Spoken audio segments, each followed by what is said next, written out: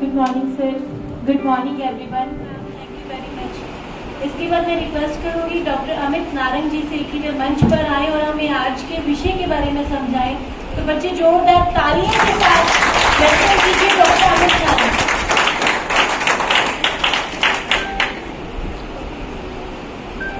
नमस्कार।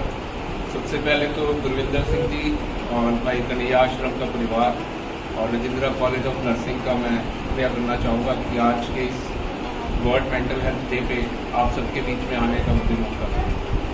तो आज हमारा ये 10 अक्टूबर का दिन, जो कि एक विश्व मानसिक स्वास्थ्य दिवस के तौर पे मनाया जाता है, ये पूरी दुनिया में 150 से ज़्यादा कंट्रीज में मनाया जाता है। और ये प्रथा शुरू हुई थी 1992 में, वर्ल्ड मेंटल हेल्थ फेडरेशन ने शुरू करी थी। और इसका हर साल एक थीम दिया जाता है। उस थीम के अनुरूप कुछ आगे बढ़ने के लिए समाज में कुछ उसको करने के लिए थीम दिया जाता है। जैसे इस साल का थीम है making mental health and wellbeing a global priority. Mental health और वेलबींग, इसको हम पूरी दुनिया में इसकी प्रायोरिटी बनाई जाए, जो कि अब तक एक स्टिग्मा के चलते या कुछ भी कह लिए या अनएजुकेशन के चलते अभी तक इसको प्रायोरिटी नहीं माना जाता। तो सबसे पहले अब आज हमारा ये गुरविंदर सिंह जी का आइडिया ही था कि नर्सिंग स्टाफ को बुलाकर इनके साथ थोड़ा विचार किए जाए, थोड़ा मेंटल बीमारियों के डिसऑर्डर्स के बारे में बताया जाए, क्योंकि सबसे पहले आप लोग ही हो, नर्सिंग स्टाफ ही है जो पेशेंट से जुड़ता है, जो समाज से जुड़ता है। और अगर हम देखें तो हमारी जो हेल्थ सेक्टर है उसमें साइकेट्रिक नर्सिंग स्टाफ की बहुत कमी है। आने वाला टाइम ऐसा है कि जिसने भी बीएससी नर्सिंग या कुछ भी नर्सिंग साइकेट्रिक में कर रखा होगा उसको प्रायोरिटी बेस पे बहुत अच्छे से जॉब मिल पाएगी। ये तो एक मैं आपको जॉब के प्रति बता रहा हूँ, बट एज ए सोसाइटी में हमें अच्छा चलने के लिए हमें मेंटल हेल्थ डिसऑर्डर्स के बारे में पता होना चाहिए। हेल्थ क्या है? हेल्थ 3 पार्ट से बनी है, फिजिकल, सोशल और मेंटल वेलफेयर। सो फिजिकल जब कोई प्रॉब्लम आती है तो हम सब जरूर डॉक्टर पास जाते हैं। हम 1 मिनट में समझ जाते हैं मुझे शुगर है, मुझे बीपी की प्रॉब्लम है, मुझे दवाई लेनी है। सोशल भी हम इतना जल्दी नहीं निकलते। सोशली आपको प्रॉब्लम आ रही है, कैसे जिंदगी काटनी है, लोगों में समाज में रहना है, कैसे बोलना है, कैसे क्या है, उसमें भी हम पीछे हैं। और तीसरा है मेंटल वेलबींग। सो जो हम कर सकते हैं, अगर हम मेंटल वेलबींग अच्छी रखेंगे, मेंटल हेल्थ अच्छी रखेंगे, तो सोशली आप अपने आप ही अच्छे हो जाएंगे। सो अगर मेंटल को ठीक करेंगे, सोशल अच्छा हो रहा है, फिजिकली आप बहुत से ऐसी चीजें को करके आप बीमारियों से बच सकते हैं। आज और कुछ नहीं, हम सिर्फ मेंटल डिसऑर्डर्स के बारे में थोड़ा सा मेरा प्रयत्न रहेगा आपको जागरूक करने का, क्योंकि इवन MBBS में भी मेंटल डिसऑर्डर्स के बारे में बहुत कम सब्जेक्ट पढ़ाए जाते।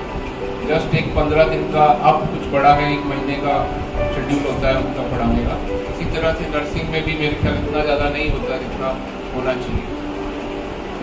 अगर मेंटल डिसऑर्डर्स के बारे में हम सब इतने संवेदनशील होते, हम सब जागरूक होते, तो आज हमारे भाई कन्हैया आश्रम में आज 400 के करीब जो इधर रह रहे हैं इनाम होते। ये सब उसी का नतीजा है, क्योंकि सोसाइटी को मेंटल डिसऑर्डर्स के बारे में पता नहीं है, जागरूक नहीं है, वो ट्रीटमेंट नहीं करना चाहते, जिसके कारण इनको ऐसे सड़कों पे छोड़ दिया जाता है और इस तरह के आश्रम में उनको पहुंचना पड़ता है। तो आप सबसे यही रहेगा, हम कुछ बात करते हैं मेंटल डिसऑर्डर्स की। मेंटल डिसऑर्डर्स 2 तरीके से बांटे जाते हैं। एक तो न्यूरोटिक डिसऑर्डर्स होते हैं और एक साइकोटिक डिसऑर्डर्स। जो न्यूरोटिक डिसऑर्डर्स होते हैं उनमें हम एंजाइटी के रिलेटेड, डिप्रेशन रिलेटेड डिसऑर्डर्स लेते हैं। एंजाइटी में आगे काफ़ी तरह के आते हैं, घबराहट की बीमारी में, जैसे जनरलाइज एंजाइटी होती है, इसी तरह से पैनिक अटैक्स की एंजाइटी डिसऑर्डर्स हैं, क्लॉस्ट्रोफोबिया है। अब जनरलाइज एंजाइटी तो आपको कहीं पर भी एकदम से घबराहट होगी, आपको लगेगा मेरे को कुछ होने वाला है, मैं ठीक नहीं फील कर रही, अजीब सा महसूस कर रहा है। सबसे जो खतरनाक नहीं, मतलब जो पेशेंट फील करता है, panic disorder, panic attacks. Panic attacks में पेशेंट को एकदम से हार्ट बीट बढ़ जाती है, उसको अनईजीनेस लगती है, उसको ये लगता है भी अब मेरे को कुछ हो जाएगा, मेरा हार्ट फेल होने वाला है। तो वो भी पहले हमारे पास नहीं आता है। ऐसा पेशेंट भी केस होता है, मुझे हार्ट की प्रॉब्लम हो गई है, और वो पहले हार्ट के डॉक्टर के पास जाता है, वो अपनी ईको करवाता है, सारे टेस्ट करवाता है, बट उसको एक साइकेट्रिस्ट के तक पहुंचने में बहुत समय लगता है। और पैनिक डिसऑर्डर आने से आपको, मान लो आज आपको इस रूम में पैनिक डिसऑर्डर आया, पैनिक अटैक आया, तो आप अगली बार ऐसे किसी भी रूम में बैठने से पहले 2 बार सोचेंगे। उससे आप अपनी डे टू डे लाइफ में बहुत पीछे होते हैं। किसी को प्लेन में बैठे बैठे एकदम से हुआ अटैक आया, अगली बार वो प्लेन में बैठने से ही कतराएगा, तो हम अपने बच्चों पास पहुंचने से रह जाते हैं। बहुत से ऐसे पेरेंट्स हैं या लोग हैं जो हमारे पास आते हैं, अभी मुझे ऑस्ट्रेलिया जाना है, वहाँ जाना है, उनसे प्लेन में नहीं बैठना है। तो उसका बड़ा सरल सा एक, चलो मेडिसिन तो है ही है, साथ में उनको थोड़ा हमें साइकोलॉजिस्ट का भी पूरा रोल होता है उसमें, कि काउंसलिंग करके और उनको एक्सपोजर रिस्पॉन्स प्रिवेंशन थेरेपी से आगे प्रिवेंट किया जा सकता है। इसी तरह से क्लॉस्ट्रोफोबिया है, और भी बहुत से फोबियास हैं। लिफ्ट के अंदर आपको डर लगता है। कुछ लोग ऐसे भी हैं जो इवन बाथरूम को चिकनी लगाकर भी नहा नहीं सकते, उनको ये लगता है कि मेरे को अंदर कुछ हो जाएगा। तो ये सब हमारे आसपास हो रहा है, बट हम इससे अनजान, हम सोचते हैं ये तो वैसे ही है, इसका नेचर है या जो भी है। इसी तरह से डिप्रेशन बहुत जरूरी है। हम इसके बारे में जागरूक होना समाज को बहुत जरूरी है।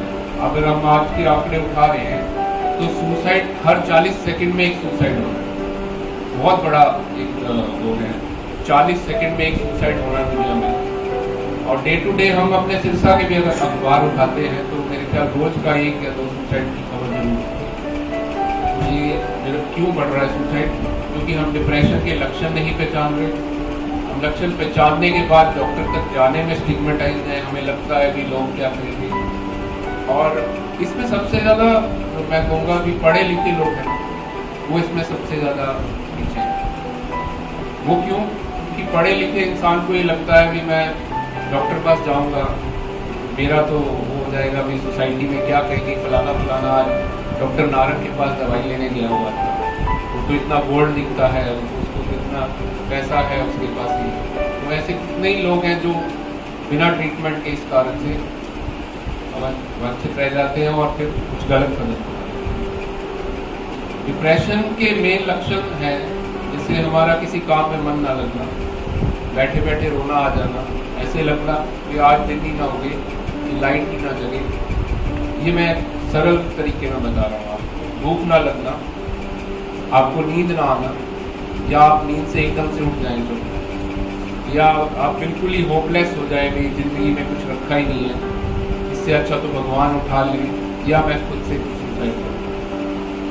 तो WHO हमारा जो ICD कोडिंग होती है उसमें 7 पॉइंट्स होते हैं डिप्रेशन के। अगर उसमें से किसी में 4 भी हैं और 2 हफ्ते से ज़्यादा भी अगर किसी में है तो डिप्रेशन डायग्नोज हो जाता है। देन इसकी सिवियरिटी होती है। अभी इसमें सबसे बड़ा क्या होता है, पहले तो हमारे तक पेशेंट का आना मुश्किल है, डिप्रेशन के पेशेंट का। फिर वो आएगा तो उसको एक पुरानी वो लगी हुई है, अभी मेरी दवाई लग ना जाएगी, कहीं आप मुझे सारी उम्र डिप्रेशन का मरीज बनाकर तो नहीं रखोगे, आप मुझे नशे में तो नहीं रखोगे। तो डिप्रेशन का इलाज कोई नशे की दवाइयाँ नहीं है। जो हमारे ब्रेन में सेरोटोनिन या डोपामिन जो भी है हमारे न्यूरोट्रांसमीटर्स, उनका लेवल कम होने से ये बीमारियां बनती हैं। तो सिर्फ उनको बढ़ाने के लिए हम दवाई देते हैं, और जैसे ही पेशेंट कुछ ठीक लगता है हम उसे बोलते हैं आप योगा करिए, आप एक्सरसाइज करिए, सोसाइटी में मूव करिए। क्योंकि पहले 1 महीना 1.5 महीना तो उसको ये बोलेंगे वो व्यर्थ है। जिस इंसान का लाइट जलाने का मन नहीं कर रहा उसको मैं कहूँगी तो सुबह मॉर्निंग वॉक पे जा, वो नहीं जा सकता। और जैसे ही हम उसका हार्मोन लेवल पूरा करेंगे मेडिसिन से, पेशेंट अच्छा होना शुरू हो जाएगा और वो अच्छा महसूस करेगा। अब इसमें 6 से 8 महीने का कोर्स है। जैसे कि ट्यूबरकुलोसिस का इलाज भी 6 से 9 महीने का है, वैसे ही डिप्रेशन का, एंजाइटी का इलाज भी 6 से 8 महीने। अब हमें सबसे ज़्यादा मुश्किल ये आती है लोगों को समझाने में कि आपको दवाई लगेगी, आप दवाई लीजिए, आप ठीक हो जाएंगे। क्योंकि एक डिप्रेस्ड पेशेंट अगर हमारी यंग एज में भी आज की तारीख में इतना डिप्रेशन बढ़ गया है, इतना कंपटीशन है, एम्प्लॉयमेंट को लेकर है, बहुत सी चीज़ें, अगर हमारी युवा व्यक्ति ही इसी तरह से डिप्रेशन बेचैनी वाली बीमारियों में रहेगी तो देश की प्रोडक्टिविटी तो अपने आप खत्म होगी। नशा तो एक अलग चीज़ है, बट हमें तो इस मेंटल डिसऑर्डर्स को जिनको हम ठीक कर सकते हैं उनके लिए पहले लड़ाई लड़नी है, इनके लिए जागरूक। अभी पिछले जैसे पहले 2019 से पहले हर 7वें इंसान को जिंदगी में एक बार डिप्रेशन, एंजाइटी या कुछ भी ऐसा फेस करना पड़ता है। बट आफ्टर कोरोना जब से पेंडेमिक आया है ये इतना 25% इंक्रीज हो गया इन सब में। अभी नई बीमारी पोस्ट कोविड स्ट्रेस डिसऑर्डर बन गई है और ये हर तीसरे चौथे इंसान को हुई है, क्योंकि किसी ना किसी के घर में किसी को कोविड हुआ, उसने अपने पेरेंट्स को देखा, सफ़र करते देखा या जाते हुए देखा। तो बहुत से ऐसे लोग हैं जो आज भी जूझ रहे हैं, या आप कह लो बिजनेस में लॉस होने की वजह से, कोविड में अनएम्प्लॉयमेंट की वजह से डिप्रेशन, एंजाइटी काफ़ी बढ़ रही है। इसी तरह से OCD एक बीमारी है जिसके बारे में बहुत कम लोग जानते हैं। मुझे दिल्ली से किसी का फ़ोन आया, मैंने एक वीडियो डाला था तो उन्होंने कहा मैंने OCD पे आपका लेक्चर सुना तो मुझे पता चला मुझे OCD है। तो जागरूकता OCD में भी बहुत जरूरी है, that is obsessive compulsive disorder. इसमें हमें इस तरह के ख्याल रिपीट होते हैं माइंड में, लाइक हमें लगता है मेरे हाथों में कंटेमिनेशन हो गई है, जर्म्स आ गए हैं, मुझे हाथ धोने पड़ेंगे। वो हाथ एक बार धोने से आपको अपने आप पे संतुष्टि नहीं होती और आप बार बार हाथ धोते हैं, कोई 5 बार धो रहा है, कोई 10 बार। इसी तरह से आपको चेकिंग करने का, आपको लगता है कि मेरे को लॉक लगाया था या मैंने गैस बंद करी थी वो बंद नहीं हुई, 1 से 2 बार तो कुछ लोग देखते हैं, स्वाभाविक है। पर अगर कोई 5 बार देख रहा है, 10 बार देख रहा है तो वो एक डिसऑर्डर बन जाता है। इसी तरह से कईयों को जैसे ही भगवान की मूर्ति देखते हैं, किसी मंदिर गुरुद्वारे के आगे से निकलते हैं, उनको भगवान के प्रति गलत ख्याल आने लग जाते हैं, इवन गालियाँ तक आने लग जाती हैं, वो उन पर कंट्रोल नहीं कर पाते। ये भी OCD का पार्ट है। एक सिमेट्रिकल OCD होती है, उसमें आपको एक सिमेट्री में ही चीज़ें रखने की आदत पड़ जाती है। किसी ने थोड़ा सा भी ऐसे हिला दिया तो आप खिंचने लग जाते हैं, आप बेचैन होने लग जाते हैं। तो इसको मेरे को ठीक से रखना। तो OCD हमारे जो एंजाइटी डिप्रेशन डिसऑर्डर्स हैं उसमें एक क्रोनिक कंडीशन है, क्योंकि इसमें हमें दवाई भी ज़्यादा देनी पड़ती है, हार्मोन लेवल काफ़ी कम होता है न्यूरोट्रांसमीटर्स का, और इसमें काउंसलिंग सेशंस भी काफ़ी चाहिए होते हैं, वीकली काउंसलिंग सेशंस करनी पड़ती है। इन सब को मिलाकर भी हमें पेशेंट को 1 साल से 2 साल तक दवाई देकर उसको वापस रास्ते पे लगाना। और ऐसे ऐसे लोग हैं, आप OCD की सुनकर हैरान होंगे, इस रास्ते से जाना है तो मुझे इसी रास्ते से जाना है। अगर रास्ते में ट्रैक्टर खड़ा है, स्कूटर खड़ा है, वो वहीं खड़ा रहेगा जब तक कि वो हट ना जाए। तो ये काफ़ी उसमें क्रोनिसिटी में और एक गंदी उसमें लेके चलूँगा मैं इसको डिसऑर्डर को। और है ये सब अनहेल्दी। और ऑब्सेशन क्या है? ऑब्सेशन किसी चीज़ को परफेक्शन करने का होता है। कुछ पर्सनैलिटीज़ होती हैं, उनको अगर 9 बजे का समय है 9 बजे ही शुरू होना चाहिए। अगर उसने बस पकड़ के चंडीगढ़ जाना है और रास्ते में किसी दोस्त ने कहा कार में बैठ जा, वो बैठता नहीं है, वो कहेगा मुझे इसी बस में जाना है, क्योंकि उसका माइंड फिक्स है वहाँ। तो ये ऑब्सेसिव पर्सनैलिटीज़ इनमें कई बार आगे जाते हैं, ऐसे ऑब्सेसिव कंपल्सिव डिसऑर्डर्स भी सकते हैं। इसी तरह से जो हमारे साइकोटिक डिसऑर्डर्स हैं, साइकोटिक डिसऑर्डर्स में सबसे ऊपर तो एक तो चलो एक्यूट साइकोटिक डिसऑर्डर होता है। आपके घर में कोई फंक्शन था, इवन शादी ब्याह भी थी, या आपके घर में एकदम से किसी का लॉस हो गया, डेथ हो गई, तो कुछ लोग एक्यूट साइकोसिस में चले जाते हैं। एकदम से वो बैठी बातें करने लग जाते हैं, किसी को पहचानना छोड़ देते हैं, नींद नहीं आ रही। तो कुछ लोग उठाकर सियानों के पास ले जाते हैं, क्योंकि हमारे यहाँ पे अभी भी अवेयरनेस नहीं है। जीवन अगर रात को हमारे पास ले आए तो सुबह बोलेंगे छुट्टी करनी है, हमें तो फलाने के पास जाना है, वहाँ से लोग मरवानी है या सियाने के पास जाना है। तो ये अवेयरनेस नहीं है। एक्यूट साइकोटिक डिसऑर्डर है, ये 4 से 6 हफ्ते की बीमारी है, और विद इन 4 to 5 डेज हम उस पेशेंट में बहुत अच्छा रिजल्ट लिया होता है। ऑलमोस्ट 10 से 15 दिन में पेशेंट ठीक हो जाता है। तो ये तो एक नॉर्मल साइकोटिक डिसऑर्डर है। बट जो सबसे बड़ा है वो है शिज़ोफ्रेनिया। शिज़ोफ्रेनिया एक ऐसी बीमारी है जिसमें हमारे अतार्किक से विचार शुरू हो जाते हैं। इसमें कई बार सिंपल शिज़ोफ्रेनिया होता है जिसमें पेशेंट को सोसाइटी में मूव करने के बारे में कैसे चलना है, किससे क्या बात करनी है, या अपना रख रखाव कैसे रखना है, नहाने की कोई जरूरत नहीं, कपड़े का कोई जरूरत नहीं। देन पैरानॉइड शिज़ोफ्रेनिया होता है, ये सबसे कॉमनली है जिसमें पहचान हो सकती है जल्दी से भी ये मरीज है किसी बीमारी का, जिसमें मरीज को लगता है कि आसपास वाले मेरे खिलाफ कोई साजिश कर रहे हैं, या वो उसको आवाजें आती हैं अकेले में जो कोई बोल रहा है, या वो 2 लोग खड़े हैं वो मेरे बारे में प्लानिंग कर रहे हैं, मुझे मारने की कर रहे हैं, या मुझसे वो ऐसा कुछ वार कर रहे हैं कि उन्हों से वार कर रहे हैं। मतलब कोई हर वक्त इस तरह के अतार्किक ख्याल आते हैं और इस चक्कर में वो अपने आप से बात करता रहता है। आपको वो दिखेगा भी इंसान बैठा है और अपने मुंह में बोले जा रहा है कुछ ना कुछ, या हंसे जा रहा है। ऐसा कहीं पे आपको कोई दिखता है तो शिज़ोफ्रेनिया का पेशेंट हो सकता है और उसको एक बहुत अच्छे से हम ट्रीट कर सकते हैं। ऐसा नहीं है भी क्रोनिक डिसऑर्डर का कोई ट्रीटमेंट नहीं है। अगर हम यहाँ पे भी गुरविंदर सिंह जी ने भी देखा है, स्टाफ ने भी देखा है, बहुत से ऐसे शिज़ोफ्रेनिक पेशेंट्स आते हैं जिनको घर वालों ने निकाल दिया या वो घर से निकल गए और कुछ ही महीने की दवाई से और यहाँ के सबके रख रखाव से, प्यार से वो इतने ठीक हो जाते हैं, भी सब कुछ बढ़िया हो जाता है और एक मेडिसिन पे वो अपना जिंदगी बिता सकते हैं। अब इसमें अगर आप उनके पेरेंट्स को बुलाते हैं, रिलेटिव्स को बुलाते हैं, वो कहेंगे हमारा इतना खर्चा हो गया, इतना नहीं हो गया। खर्चा इसमें कुछ नहीं, बहुत कम खर्चे में हम शिज़ोफ्रेनिक पेशेंट को उसकी जिंदगी अच्छी बिताने लायक कर सकते हैं। शिज़ोफ्रेनिया अभी समाज में लेबल लगने के बाद जैसे बहुत एक वो है, अभी फैमिली कोर्ट्स में इतने केसेस चल रहे हैं, किसी शिज़ोफ्रेनिक लड़की की शादी कर दी गई किसी के साथ या कुछ है, बट अगर समझे तो अब वो रहा नहीं, इसको हम अच्छा करके और अच्छी जिंदगी बिताने लायक कर सकते हैं।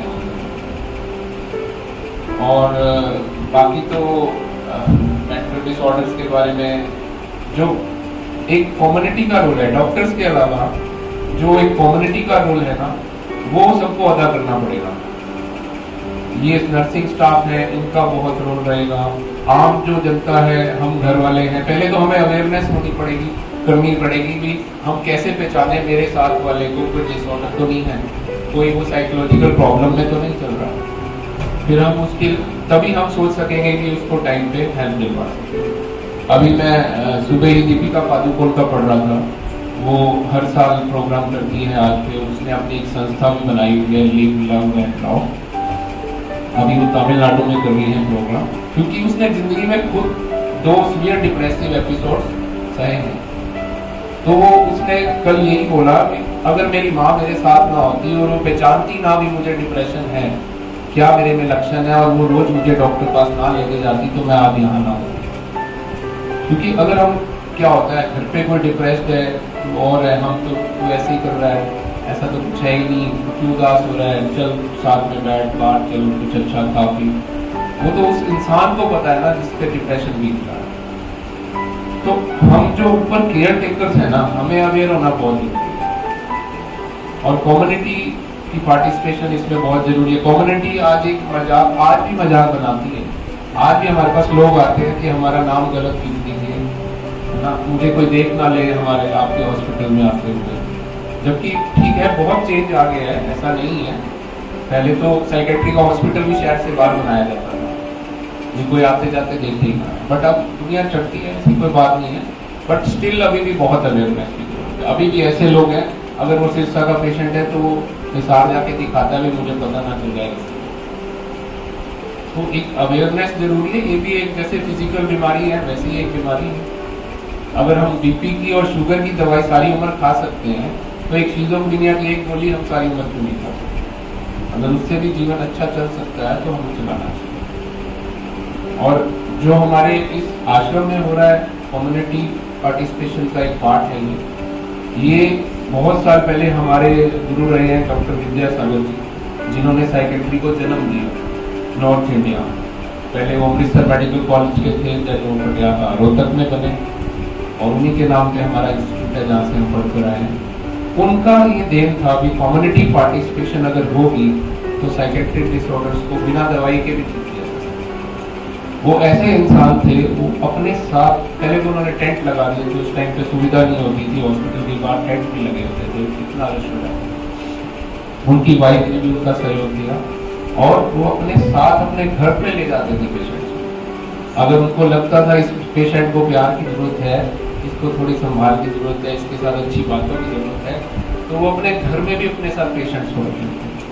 और उन्होंने अपना सारा जीवन इस तरह की कम्युनिटी पार्टिसिपेशन और उसमें लगा दिया और वाकई ही तब से रिजल्ट बहुत अच्छा था उनका। आज हम लोग उतने वो नहीं है, अभी हम अपने साथ पेशेंट्स को ले गए, बट उनको मानना पड़ेगा, वो हमारे फादर और सेक्रेटरी बोलेंगे उनको, और बहुत अच्छा। इसी तरह से हमारे गुरविंदर सिंह जी हैं, इन्होंने ये संस्था बनाई।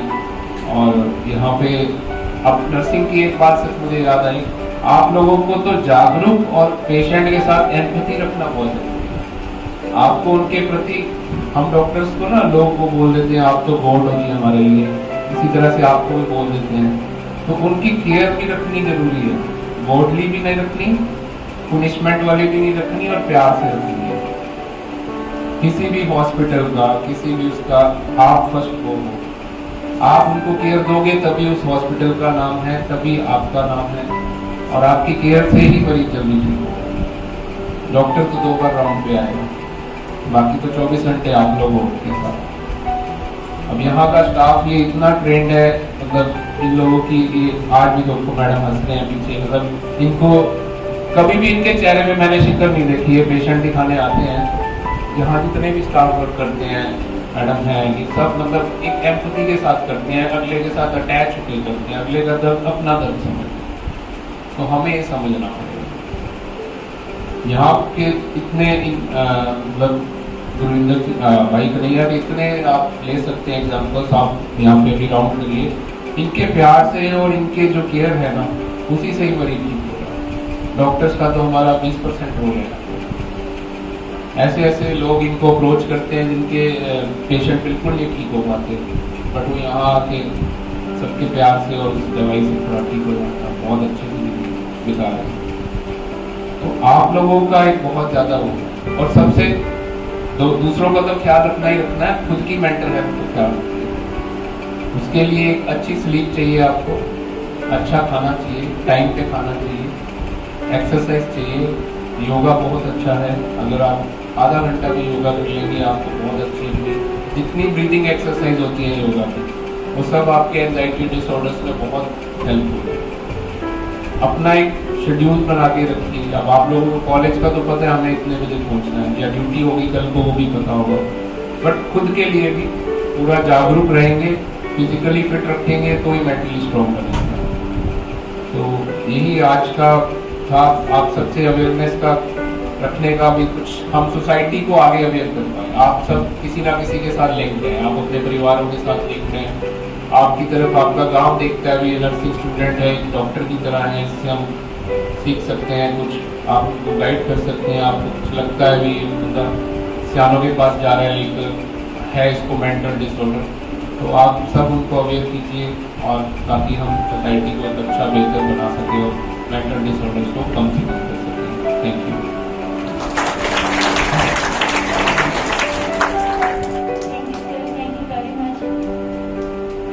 सभी सेवादारों की तरफ से जितना भी धन्यवाद मैं डॉक्टर नारंग आपका करना चाहूँ ना, वो कम ही रह जाएगा।